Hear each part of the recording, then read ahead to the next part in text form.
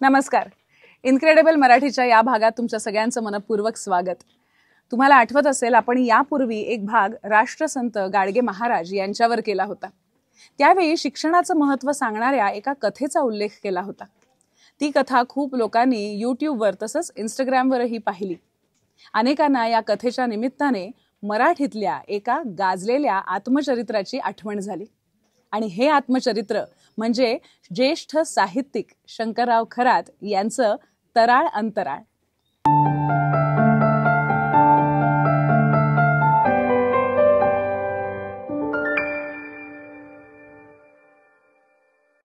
या पुस्तकातील एक प्रसंग आणि आपण सांगितलेली कथा यात खरंच खूप साधर्म्य आहे.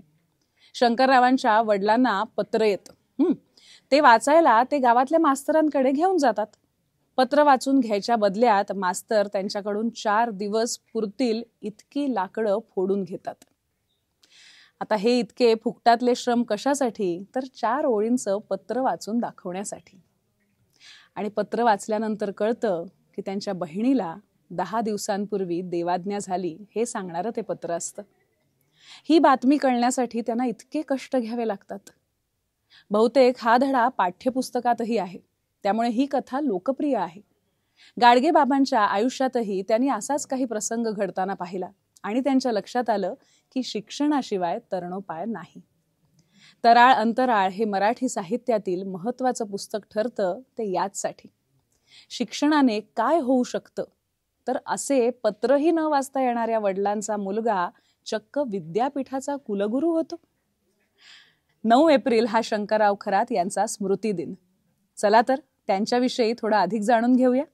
तराळ अंतराळमधील छोट्या शंकर्या असा आहे की आजच्या पिढीतील प्रत्येक तरुण मुलाचा तो मित्र होऊ शकतो.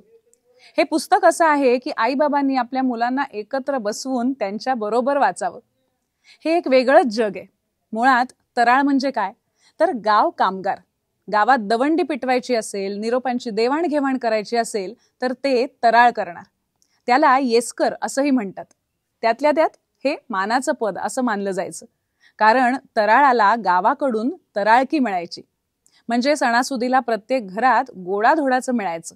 अर्थात ते दारात जाऊन मागायला लागायचं, पण गावकीचं काम सोपं नसायचं. किती विचित्र प्रसंग वाट्याला येत. याच पुस्तकात एक प्रसंग आहे. गावाजवळ एका पडक्या विहिरीत पाण्यावर एक प्रेत तरंगत होतं. गावकीचा महार म्हणून अण्णांना म्हणजे माझ्या वडिलांना आणि एका रामोशाला तिथे हजेरी लावावी लागली. अंधारात या दोघांनी विहिरीजवळ बसून रात्र जागून काढली. दुसरा दिवस उजाडला. फौजदार येणार आणि मग पंचनामा होणार होता. तोवर तिथेच थांबणं भाग होतं. मी त्यांच्यासाठी भाकरी घेऊन गेलो, पण त्यांना खायलाही सवड नव्हती. फौजदार आला आणि त्याने विहिरीत खालीवर पाहिलं. विहिरीच्या पायऱ्याही धड शिल्लक नव्हत्या. पाण्यातही पालापाचोळा पडलेला आणि अगदी कुजला होता. अशा विहिरीत उतरणार कोण? हवालदाराने येऊन अण्णांना दम भरला. काय रे महारा, पाहतोस काय? टाक आतुडी. किती वेळ थांबायचं साहेबांनी? अण्णा म्हणाला, आमचं काम राखण करण्याचं. आम्ही हात लावला तर विटाळ येईल. पण फौजदार तर काही ऐकून घेईना. तो म्हणाला, मारतोस उडी विहिरीत का मारू हंटरने? त्या काळात फौजदाराचा रुबाब काही वेगळाच होता. माझ्या मनाला वाटलं, हे प्रेत कोणाचं, ही विहीर कोणाची, पण विनाकारण माझ्या वडिलांना शिवीगाळ आणि दमबाजी. हा माझ्या वडिलांवर घोर अन्याय होता. त्यात मी 4 बुके शिकलो होतो, त्यामुळे मला हा अन्याय कळत होता. पण मी बोलून काही फायदा नव्हता. शेवटी अण्णा विहिरीत उतरला. तो निम्म्यावर पोहोचला आणि मला विहिरीत साप दिसला. मी घाबरलो, ओरडलो, पण अण्णाला कुणी पाठी फिर असं म्हणेच ना. शेवटी तोच मला म्हणाला, पोरा, मला काय व्हायचं ते होऊ दे. गावचा रामा महार गावकीचं काम करताना पडक्या विहिरीतला साप चावून मेला हे गावाला कळू दे आणि सरकारलाही कळू दे, सगळ्या दुनियेला कळू दे. थोड्या वेळाने तो वर आला आणि तसाच उपाशी पुढच्या कामासाठी हॉस्पिटलला गेला. या गावकीच्या असल्या जीव घेण्या भयंकर कामाने माझ्या डोक्यात विचारांचं वादळ उठलं. महार लोक हे असलं गावकीचं काम करतातच का? आजच्या मुलांना या असल्या जगण्याची ओळखच नाही. पण किती पिढ्यांच्या संघर्षांनंतर आज आपण त्यातल्या त्यात मोकळं वातावरण अनुभवतो आहोत. हे समजून घ्यायचं असेल तर तराळ अंतराळ वाचायलाच हवं. अंतराळ म्हणजे मोकळं आकाश आणि तराळ ते अंतराळ असा हा प्रवास घडतो तो केवळ शिक्षणाचा ध्यास घेतल्याने. शंकर औंधच्या शाळेत जाण्यासाठी एका उंटाच्या पाठीमागे 70 किलोमीटर चालत जातो. त्याची राहण्याची सोयही नसते. तो शाळेतच राहतो. तिथे रात्री विजेची सोय नसते. एकदा त्याला कंदील मिळतो. त्याच्या उजेडात त्याला कळतं की रोज तो जिथे झोपत असतो तिथे एक भला मोठा नाग फिरत असतो. त्याला कळत नाही आज कंदील हाती आला आहे याचा आनंद मानावा की खेद, कारण इतके दिवस निदान तो निर्धास्त झोपत होता. अस्पृश्यता म्हणजे काय आणि समाज म्हणून किती अन्याय घडला आहे हे पुस्तक वाचूनच लक्षात येतं. खरात म्हणतात त्याप्रमाणे ही स्टोरी ऑफ अनटचेबल आहे. डॉक्टर बाबासाहेब आंबेडकर यांच्या कार्यामुळे हे चित्र कसं बदललं हेही आपल्याला या पुस्तकात वाचायला मिळतं. आता हे बघा, मी माझ्या हातात कात्री घेऊन मान खाली करून जमेल तसे माझे केस कापत होतो. इतक्यात कोणाची तरी हाक आली. कोण आलंय? मी खाली मुंडी घालूनच विचारलं. आवाज आला, अरे मी रामचंद्र. मी मान वर करून पाहिलं तो खरंच माझा वर्गमित्र आला होता. त्याला बघताच मी एकदम मनात विरमलो.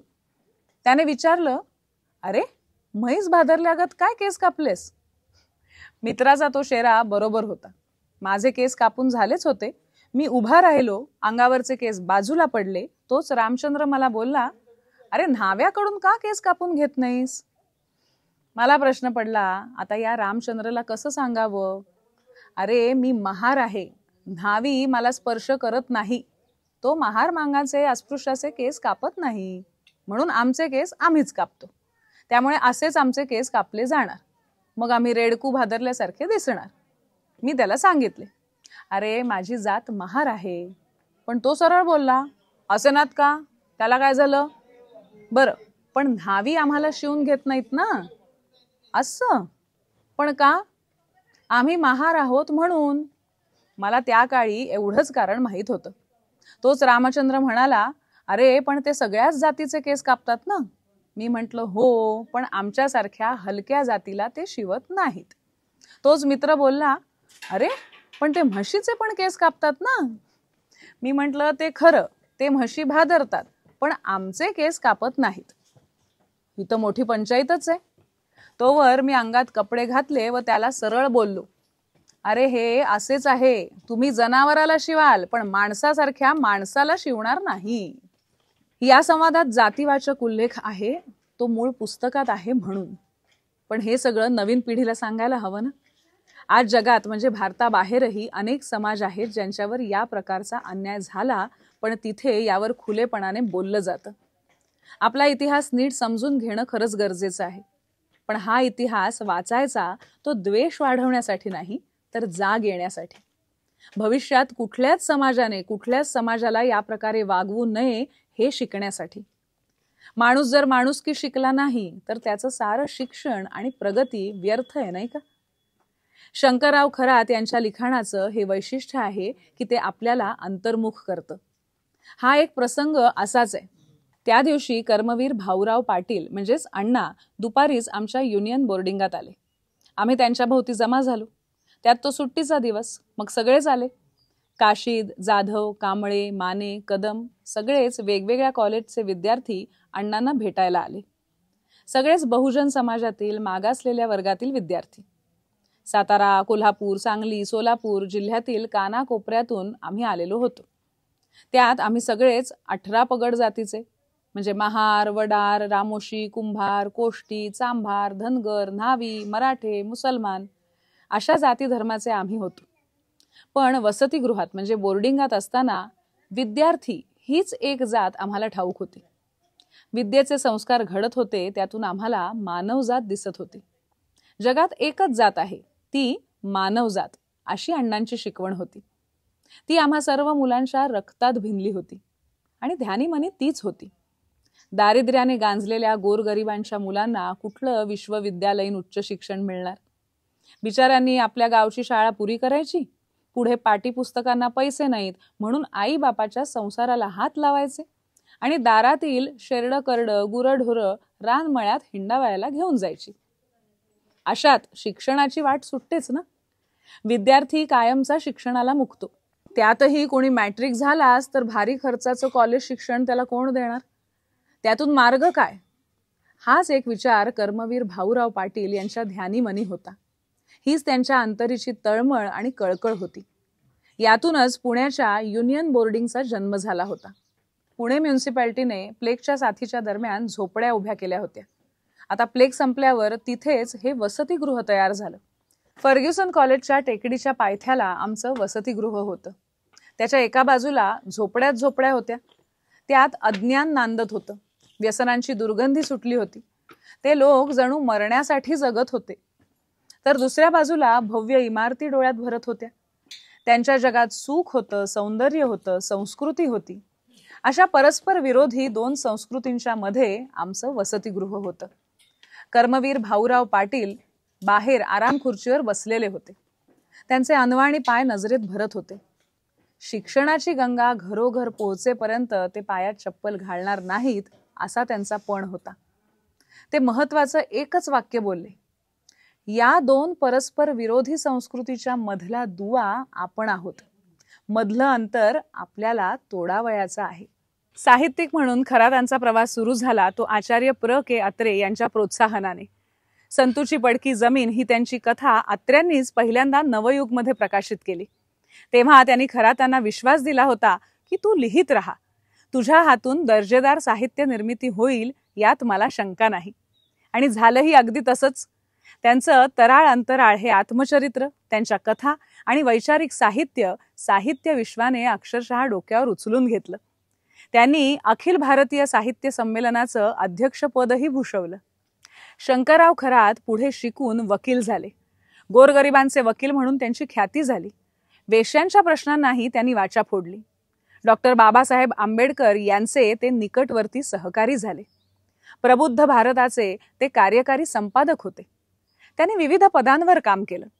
तेव्हाच्या मराठवाडा आणि अर्थात आत्ताच्या डॉक्टर बाबासाहेब आंबेडकर विश्वविद्यालयाचे ते कुलगुरू झाले. त्यांच्या कथाही फार सुंदर आहेत आणि वैचारिक लिखाणही प्रभावी आहे. तराळ अंतराळ तर प्रत्येकाने वाचायलाच हवं. आजचा हा जरासा वेगळा भाग तुम्हाला कसा वाटला हे प्रतिक्रियेमध्ये आम्हाला नक्की सांगा. आणि मधुरा वेलणकर साटम ही वाहिनी, हिला तुम्ही पसंती दिलीत की नाही, हिचा प्रसार केलात की नाही आणि हिचे सभासद झालात की नाही? 1 वर्ष झालेलं आहे. लवकरात लवकर याचे सभासद व्हा. या मराठीचा आणि आपल्या मराठी संस्कृती आणि भाषेचा आणि साहित्याचा प्रसार जगभर करा. आणि त्यासाठी अर्थात तुम्हाला बेल आयकॉनवर क्लिक करायचं आहे, म्हणजे नवीन भाग आला की कळेल आणि मग तो इतरांनाही पाठवता येईल. पुन्हा भेटूया पुढच्या भागामध्ये एका नव्या गोष्टीसह. धन्यवाद.